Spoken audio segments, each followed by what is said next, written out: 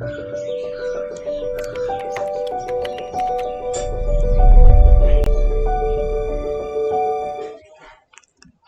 Everyone, good morning and welcome to Akshar Academy 247। मैं रणधीर कुमार अक्षर academy में आपका स्वागत करता हूं। आज हम लोग नेक्स्ट टेस्ट देखने वाले हैं जो कि 11 जुलाई को आफ्टरनून शिफ्ट में कंडक्ट की गई थी। कंडक्ट की गई थी। तो चलिए देखते हैं आगे और बढ़ते हैं। सबसे पहले हम बात करते हैं अपने सोशल मीडिया चैनल की। जैसे कि आप जानते हैं कि फेसबुक, लिंक्डइन और इंस्टाग्राम हर जगह पे अक्षर अकेडमी अवेलेबल है। अगर आप वहाँ पे इसे फॉलो और लाइक करते हैं तो अक्षर अकेडमी द्वारा अपडेट की जाने वाली सारी वीडियोज एंड पोस्ट आपको सबसे पहले मिलेगी।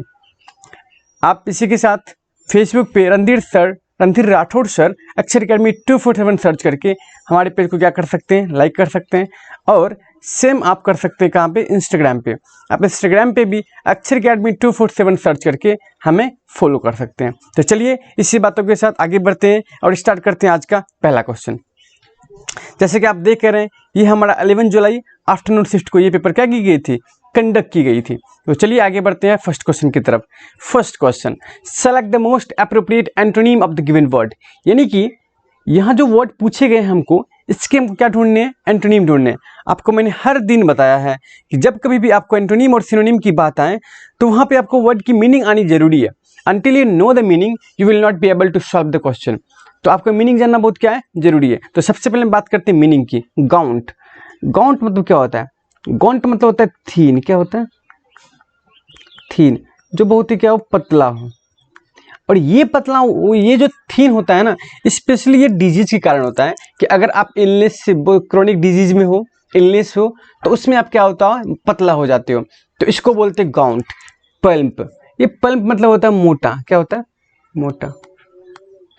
और ये पल्प मतलब होता है गूदेदार चीज अगर कोई है तो उसको बोलते हैं पल्प। बेंट, बेंट मतलब होता है मोड़ना। लीन मतलब होता है झुका हुआ। ओल्ड मतलब क्या होता है, पुराना या बुढ़ापा। ठीक, यानी कि हमारा जो गिवन क्वेश्चन है उसका जो करेक्ट आंसर होगा वो होगा 1 नंबर क्वेश्चन, क्योंकि गाउंट का मतलब होता है पतला, जबकि पल्प का मतलब होता है मोटा। So the answer to this question number 1 will be what, first. आगे बढ़ते हैं और देखते हैं अपना second question. Select the most appropriate word to fill in the blank. यहाँ पे फिल इन द ब्लैंक है, इसमें आपको क्या करना है, इस गिवन ऑप्शन से, यानी कि 1 2 3 4 गिवन ऑप्शन से जो ऑप्शन यहाँ पे सुटेबल हो, जो मीनिंगफुल सेंटेंस कंस्ट्रक्ट करे, उसको चूज करना है। चलिए सेंटेंस को पढ़ते हैं और देखते हैं।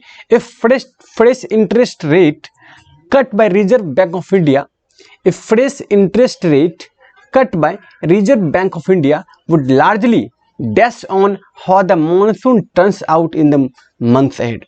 तो यहाँ पे आप देख रहे हो एक प्रीपोजिशन है ऑन। ऑन यानी कि हमको ऐसे वर्ब को चूज करना है, क्योंकि आप देख पा रहे हो ये आपका वुड क्या है, मॉडल वर्ब। और मॉडल वर्ब के बाद हमेशा क्या आता है, V1 आता है। क्या आता है, V1 आता है। तो यहाँ पे V1 होना चाहिए और वो वर्ब प्रीपोजिशन ऑन के साथ यूज भी होना चाहिए। अगर ये दोनों कंडीशन जो ऑप्शन हमारा सेटिस्फाई करेगा उसको हम क्या करेंगे, चूज करेंगे। डिफाइन, डिफाइन मतलब होता है परिभाषित करना। लार्जली डिफाइन ऑन नहीं, define to.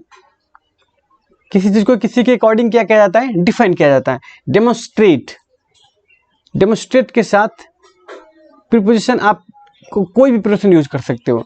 It will depend on the situation where we are demonstrating something. तो जहां पे डेमोन्स्ट्रेशन किया जा रहा है वहां की सिचुएशन के अकॉर्डिंग सेकंड नंबर में हम क्या यूज करेंगे, प्रीपोजिशन। बट डिपेंड के साथ क्या यूज होता है, ऑन। डिपेंड के साथ ऑन यूज होता है।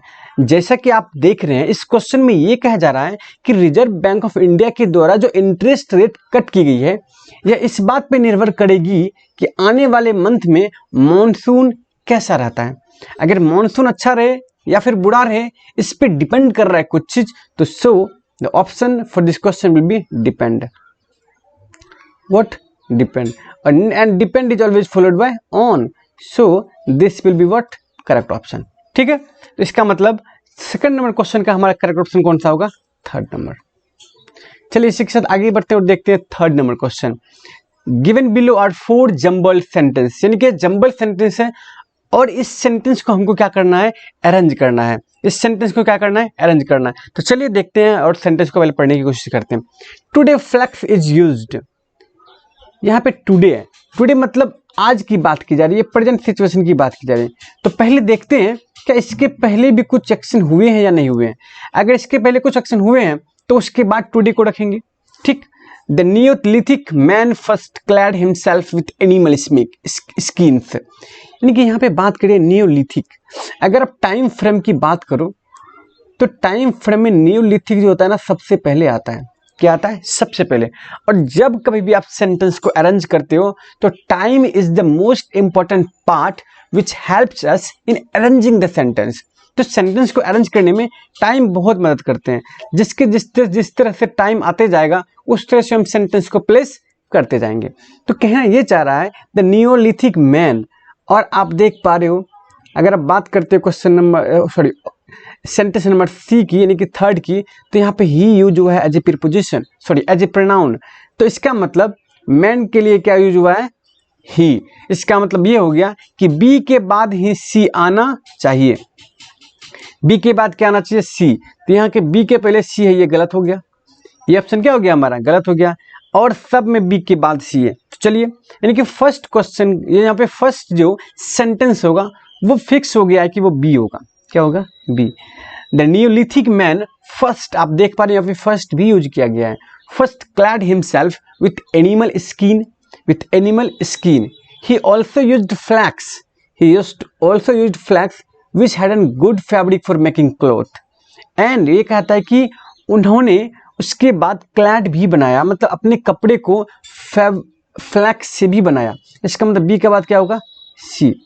बट इन दोज डेज, लेकिन उस दिनों cloth made of flax must have been very rough. उस समय जो क्लोथ बनते थे फ्लैक्स से वो बहुत रफ होते थे। क्या होते थे, rough. D number. Today flax is use to make fine linen fabric. But अगर आज की बात करें तो फ्लैक्स को फाइन लिनन फैब्रिक बनाने के लिए इस्तेमाल किया जाता है। So A will be the last sentence. मैं आपको एक चीज़ ये बताना चाहता हूँ, जब कभी भी आप सेंटेंस अरेंजमेंट को पढ़ते हो तो आपके माइंड में ना एक कंस्ट्रक्शन क्रिएट होते रहना चाहिए कि इसके बाद कौन सा आ सकता है, तभी आप पकड़ पाओगे। और option elimination is the best method for solving arrangement. क्योंकि इसमें दो चीज़ें, अगर मेरी बात करो तो मैं दो चीज़ें यूज करता हूँ। पहला तो ये कि विच सेंटेंस विल कम फर्स्ट, पहला तो ये कि फर्स्ट सेंटेंस कौन सा होगा, ठीक, फर्स्ट सेंटेंस कौन सा होगा। सेकंड तो ये कि पेयर कौन सा बनेगा, कौन सा इसके बाद नहीं आ सकता है, कौन सा इसके पहले नहीं आ सकता है। For example option number A में मैंने बोला कि C will come always after B, it means answer containing C before B will not be the option, ठीक। तो इसका मतलब ये हुआ कि हम दो चीज़ों से एलिमिनेट करते जाते हैं।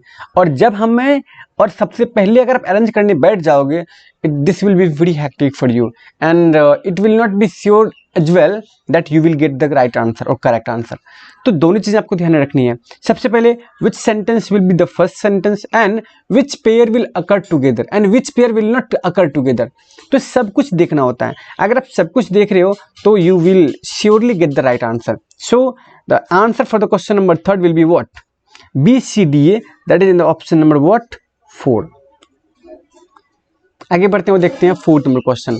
ये आप देख पा रहे हो, नो इम्प्रूवमेंट क्या है, क्या है, no improvement. The government has adopted a tough stance with respect of terror, with respect to is the correct phrase, with respect to is the correct phrase, ठीक। तो ये आपको पता है विथ रिस्पेक्ट हमेशा टू के साथ फॉलो होता है। So we need to choose option containing with respect to. आपको पता है यहाँ पे ए नंबर में आपको क्या दिया हुआ है, with respect to. It means what, this will be the correct substitution और improvement for the given sentence. बात करते हैं फिफ्थ नंबर क्वेश्चन की। Select the most appropriate meaning of the given idioms. Be an open book, be an open book. आप देख पा रहे हो, अगर कुछ चीज़ें क्या है, ओपन बुक है, इसका मतलब ये है कि उसमें लिखी हुई चीज़ें सब कोई क्या कर सकता है, पढ़ सकता है। उसमें लिखी हुई चीज़ें सब क्या कर सकता है, पढ़ सकता है। इसका मतलब ये हुआ कि वो चीज़ें किसी से छुपी नहीं है, वो चीज़ें सबके लिए क्या है, नोन है, सबके लिए क्या है, नोन है। One who has written an examination, no this will not be the correct answer. One who advises others to be frank, गलत। One who is fond of reading book, गलत। One about whom it is easy to know everything, जिसके बारे में कुछ भी जानना आसान हो, जिसके बारे में कुछ भी जानना आसान हो, उसको हम बोलते बी एन ओपन बुक। ऐसे कहा जाता है ना कि he is an open book, तो इसका मतलब ये हुआ कि उसके बारे में कुछ भी जानना डिफिकल्ट नहीं है, आप इजीली पता कर सकते हो, क्योंकि वो आदमी एक्सप्रेसिव है, वो आदमी अपनी चीज़ों को ऐसे रखता है कि सबको उसके बारे में जानने में आसानी होती है। So the correct option for the question number 5 will be what, 4। बात करते हैं 6 नंबर क्वेश्चन की। Select the correctly spelled word, we need to find out correctly spelled word. First, tentative. Tentative, tentative का मतलब ये होता है, इसका मतलब यहाँ पे गलती होगा, TENTATIV, this will be the correct word. Remunerative, remunerative, अगर आप रिम्यूनरेटिव को देखो तो ये आपका क्या हो गया, रिम्यूनरेटिव, ये आपका करेक्ट है, ये क्या है आपका correct. So this will be the correct option. Substantive, substantive, SUBSTANTI, substantive, substantive, and this will be speculative, speculative. This is the correct option, and second number will be the correctly spelled word. Let's see question number 7. A strong and fast moving stream of water, a strong and fast moving stream of water. torrent, torrent मतलब होता है धारा, क्या होता है, धारा। Trickle मतलब क्या होता है, ट्रिकल मतलब होता है एक नदी ऐसे बह रही है, उससे जो नदियां जुड़ती ऐसे जो बहती है, मतलब आप बोल सकते हो उपधारा, उसको आप सहायक नदी भी कहते हो। ट्रिकल मतलब क्या होता है, सहायक नदी। रिवुलेट मतलब होता है जहाँ पे दो नदियां मिलती है, that point is called rivulet. Creek मतलब होता है खाड़ी, क्रीक मतलब क्या होता है, खाड़ी। अगर दो बहुत गहरी जगह के बीच में जो नदियां बहती है उसको बोलते हैं खाड़ी। तो आपने देखा टोरेंट मतलब क्या होता है, बहुत ही भयानक धारा जो बहुत ही फास्ट चल रही है। ट्रिकल मतलब होता है सहायक नदी। रिवुलेट मतलब होता है जहाँ पे दो नदियां मिलती हो। क्रीक मतलब क्या होता है, खाड़ी। तो a strong and fast moving stream of water, तो उसको हम क्या बोलेंगे, टोरेंट बोलेंगे। क्या बोलेंगे, टोरेंट बोलेंगे। तो इस क्वेश्चन का हमारा ऑप्शन कौन सा होगा, फर्स्ट नंबर। हम बात करते हैं 8 नंबर क्वेश्चन की। 8 नंबर क्वेश्चन आपका क्या है, 8 नंबर क्वेश्चन आपका है अरेंजमेंट का, यानी कि jumble sentence. 1 second we have jumble sentence. Basket and carts flooded the street turning into a mobile market. Hearing their cries, people hearing their, who's hearing their cries? अब यहाँ पे their आया है, इसका मतलब we need to find out what, first we need to find out plural noun. What? plural noun. Why plural noun? क्योंकि यहाँ पे plural pronoun यूज किया गया है, तो plural pronoun के लिए हमको plural noun को भी क्या करना है, ढूंढना है। आप देख पा रहे हो प्लूरल प्रोनाउन हमारा कहाँ पे है, द वेंडर्स। ये क्या है, वेंडर्स। अनटिल यू नो, अगर आपको पार्ट्स ऑफ स्पीच की समझ नहीं है तो फिर आपको ना ढूंढने में बहुत दिक्कत होगी, ढूंढने में बहुत क्या होगी, दिक्कत। तो मैंने ये बोला कि यहाँ पे नाउन यूज हुआ है प्लूरल, इसके बाद ही क्या आ सकता है, प्लूरल प्रोनाउन। इसका मतलब डी के हमेशा बाद क्या आएगा, बी। डी के बाद क्या आएगा, बी। आप देख पा रहे हो डी के बाद बी, ये सही होगा। आप देख पा रहे हो डी के पहले भी, ये गलत हो गया। डी के पहले भी, ये भी गलत हो गया। अभी जस्ट मैंने आपको ट्रिक बताया है, अगर आपने एक पेयर ढूंढ ली, पेयर भी छोड़ो, आप अक्सर आप ये ढूंढ लो कौन पहले आ सकता है, कौन बाद आ सकता है, तो समझो आपका बहुत ही काम क्या हो गया, आसान हो गया। मैंने 2 ऑप्शन एलिमिनेट कर दिए हैं। अब या तो हमारा ऑप्शन डी से स्टार्ट हो सकता है या तो सी से स्टार्ट हो सकता है, क्योंकि आप देख पा रहे हो 1 नंबर ऑप्शन में डी से स्टार्ट हुआ, एक में सी से स्टार्ट हुआ है। तो ये चीजें मैंने अब श्योर कर ली। अब मैं चेक करूंगा। From one in to other cries of violence rent the air, suddenly the street came alive, suddenly the street came alive. यानी कि इसका यही ऑप्शन क्या होगा, फर्स्ट होगा, सी। क्योंकि ये सिचुएशन जो है ये बहुत ही करंट सिचुएशन वाला अरेंजमेंट दिया हुआ है। Suddenly the street came alive, अचानक जो गलियां थी वो जिंदा दिली की तरह बिहेव करने लगी। Baskets and carts flooded the street turning it into a mobile market, और baskets and carts flooded the street, और जो बास्केट थे और कार्ट जो गाड़ियाँ थी उसने स्ट्रीट को टर्निंग इनटू मोबाइल मार्केट, ऐसा बना दिया गया कि वो मोबाइल मार्केट है। मोबाइल मतलब यहाँ पे सेलफोन मत समझना, मोबाइल मतलब ये होता है जो चले, जिसमें मोबिलिटी हो, क्या हो, मोबिलिटी हो, मूविंग को बोलते हैं मोबाइल मार्केट। ठीक, अब ये कहा जा रहा है कि from one into other cries of vendors rent the air, यानी कि सबसे पहले हमारा सी हुआ, फिर ए हुआ, फिर डी होगा, फिर बी होगा। कहता है from one into other cries of the vendors rent the air, और वो चीज़ें जो हुई उससे पूरा एयर जो गली का था वो रेंट हो गया। रेंट करने का मतलब यह बहुत ही तितर बितर और भयावह दृश्य क्रिएट हो गया। और इसके बाद क्या आएगा, B, hearing their cries people with bags started coming out from their homes, और उस बातों को सुन के लोग अपने घरों से क्या करने लगे, बाहर आने लगे। CADB, यानी कि हमारा जो ऑप्शन है करेक्ट कौन सा होगा, CADB, यानी कि क्वेश्चन नंबर 3। बात करते हैं 8 नंबर क्वेश्चन की। Identify the segment in the structure which contains the grammatical error, इसमें ग्रामेटिकल एरर किस पार्ट में है।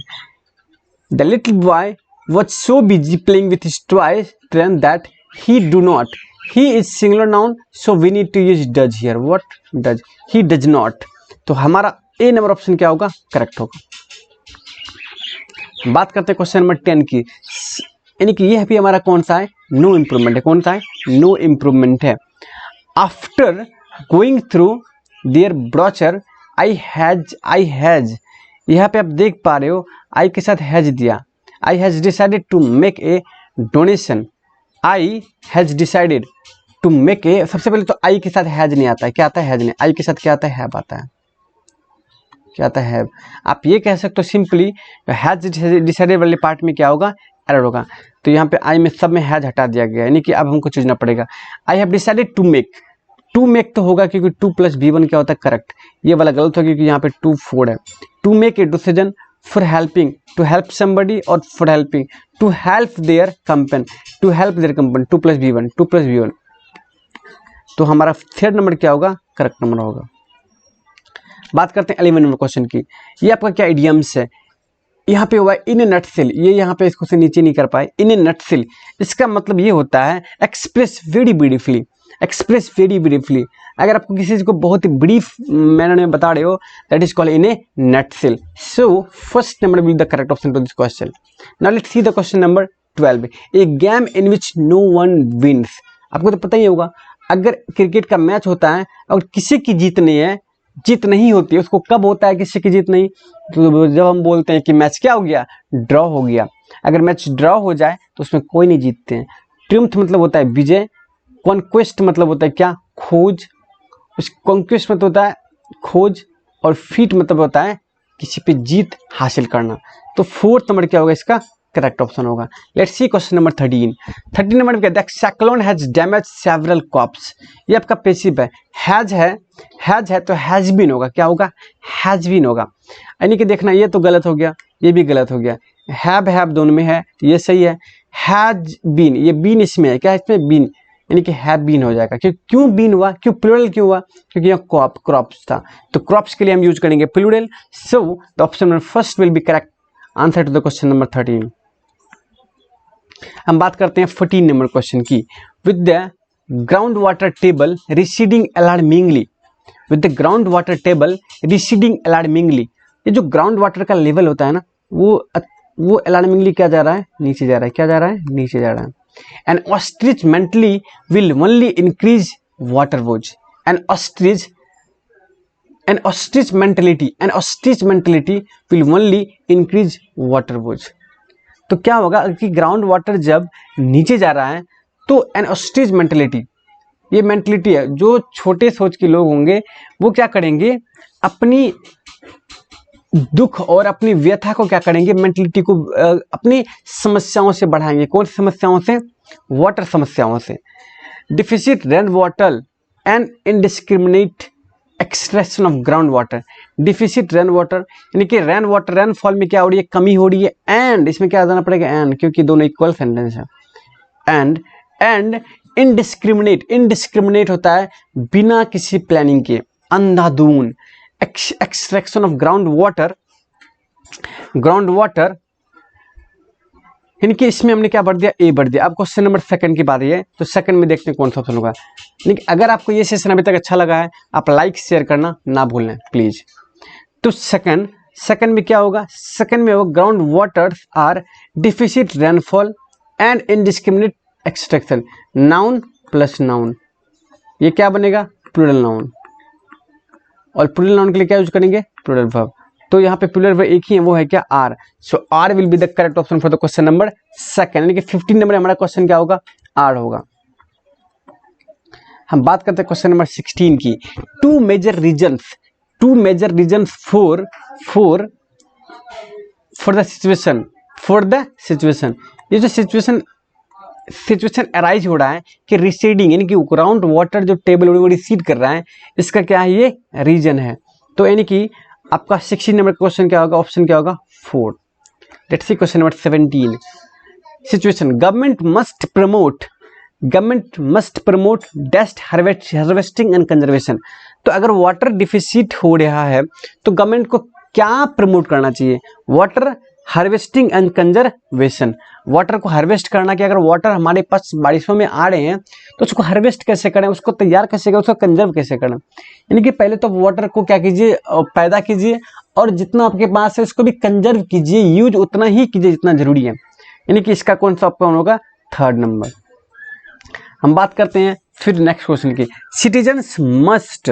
Citizen must also